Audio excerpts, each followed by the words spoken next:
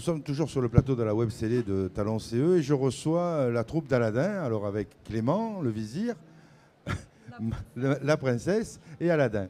Alors, Clément, vous êtes au point virgule.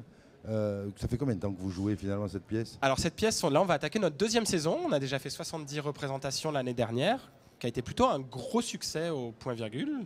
On a été assez étonnés, mais très heureusement, heureusement ça se dit pas du tout, mais c'est pas grave, agréablement surpris, tout à fait, c'est ça, par ce succès.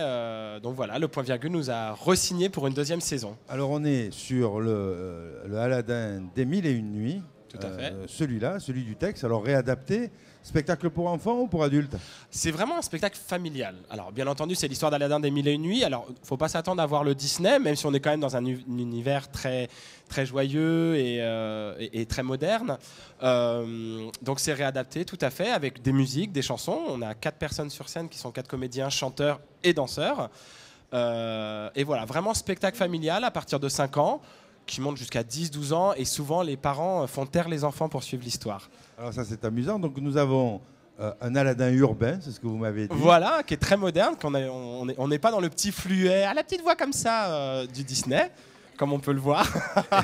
et une princesse urbaine aussi? Ouais, il faut un beau duo tous les deux. Alors, ce duo, comment ça s'est passé les répétitions? Est-ce que vous vous connaissiez avant? Est-ce que vous vous êtes rencontrés sur le spectacle? On s'est rencontrés sur le spectacle, on avait beaucoup d'amis en commun, mais on ne s'était jamais vus.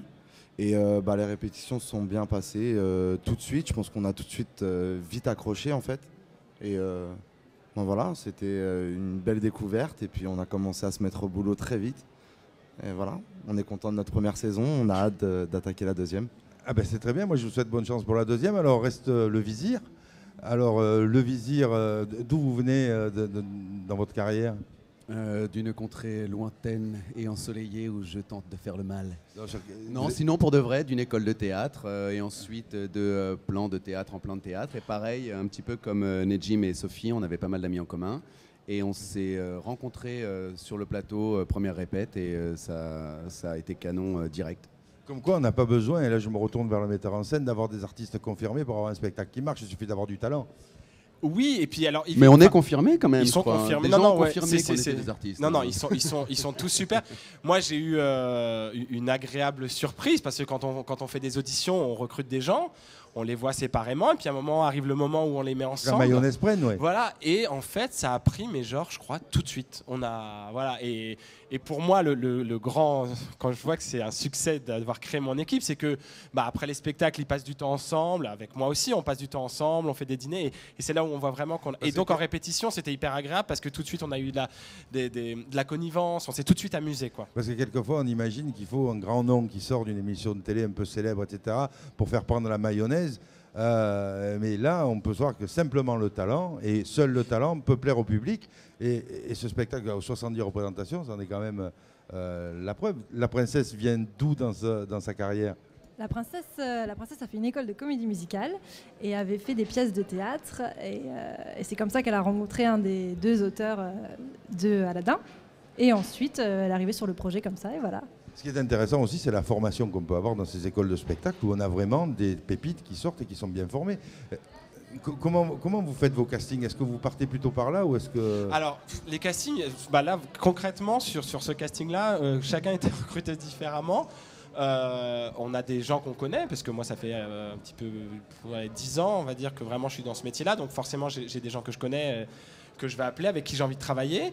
Il y a des gens, comme disait Sophie, j'ai coécrit ce spectacle avec Franck Duhart, donc on était 2. Il m'a dit, je pense à telle personne, peut-être tu devrais la voir, ça pourrait être intéressant.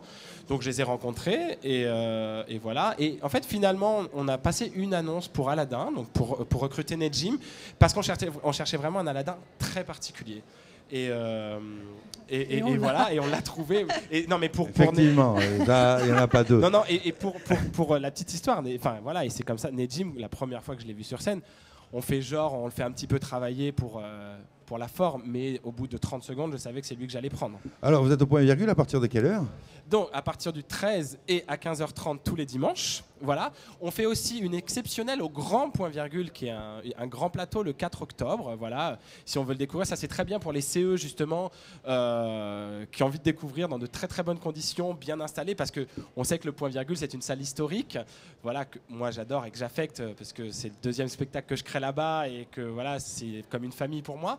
Mais voilà, le grand point virgule, c'est la nouvelle salle du point. Et voilà, on a les vrais fauteuils, on est bien installé, donc c'est très bien pour venir découvrir ce spectacle, pour éventuellement faire des options au petit point virgule, puisqu'on est au salon des CE, c'est un petit peu aussi Oui, c'est ça, parce que les élus du comité d'entreprise peuvent acheter des places en masse, mais alors le point virgule, il faut certainement regarder sur Internet les disponibilités. Alors le point virgule, il y a différents moyens. Il y a tout à fait le point virgule, où il y a 2 super commerciales qui travaillent et qui ont fait un super boulot l'année dernière. Et puis il y a Ça c'est Paris. Et il y a justement depuis cette année, on travaille avec Ça c'est Paris, où là on a une offre particulière, où en plus d'avoir un tarif plus intéressant, on offre une séance de dédicace avec une affiche dédicacée par foyer à la fin du spectacle. Et puis ce qui est bien avec Ça c'est Paris, c'est qu'on prévoit de venir sur un week-end par exemple, donc on vient, on a la nuit d'hôtel, on a le spectacle, on a le repas, et donc comme ça on peut aller voir Ça c'est Paris, venir se promener à Paris. Et alors ça, votre spectacle Aladdin, il y a vraiment quelque chose de magique qui se passe. Il y a des choses un peu particulières qui arrivent et je ne sais pas si vous sentez cette ambiance sur le plateau. Oui, il y a un truc un petit peu étrange, effectivement.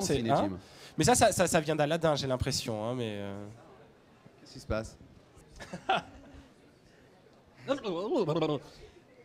Donc alors, pour finir l'interview, vous avez des choses à rajouter, des informations à donner, des Définitivement, projets? il s'est passé quelque chose. Je crois qu'il de s'est bizarre. vraiment passé quelque chose de magique. Il s'est vraiment passé quelque chose d'étrange. Alors excusez-nous, parce qu'on vient de perdre Jacques, notre présentateur, et donc on a le génie qui vient d'arriver. Voilà, le génie du spectacle. On m'appelle Jacques Addy.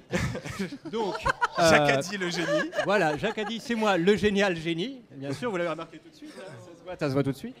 Donc, on finit l'interview, un peu de concentration. Oui, finissons là. Donc, des informations à donner importantes. On les peut enfants peut-être adorent, rappeler. les parents aussi, c'est au point virgule. C'est au point virgule. À partir du 23.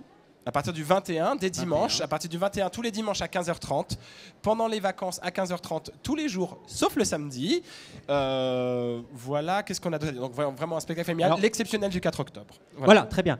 Je crois que vous allez vous lancer dans une entreprise de Cabécou. C'est ce qu'on m'a dit. De Cabicou, pardon, exactement. Oui, Cabicou. Donc ça, c'est une info. Oui. Donc moi, j'ai une autre info. Alors il paraît que de la même compagnie, il y a un autre spectacle qui s'appelle le Grand Trophée d'Or des Magiciens, qui a reçu le grand trophée de la Fédération française des prestidigitateurs du meilleur spectacle de magie pour enfants. Donc évidemment, un spectacle à conseiller, hein. Évidemment. On ne saurait que le conseiller. Il paraît que l'auteur est extraordinaire. L'auteur est extraordinaire, la mise en scène, les tours de magie extraordinaires. Donc le grand trophée d'or des magiciens. J'espère que voilà. Et il y a également, puisqu'on est au salon des CE, donc précisons-le, il y a les mêmes offres pour Aladdin, pour le grand trophée d'or des magiciens. Et il y a les mêmes offres. C'est ça qui est extraordinaire. C'est une occasion à ne pas rater, évidemment. Donc voilà, des projets pour les vacances de Noël, des choses. Pour les vacances de Noël, plein de cadeaux. Surtout à faire une grande queue leu, ça c'est une grande événementielle. Oui, alors, donc je vous invite à la queue leu des vacances de Noël. Voilà, à bientôt. Je m'évanouis, je disparais. Merci beaucoup en tout cas, Jacques, et à bientôt. Merci et bravo. Au revoir. Voilà, merci.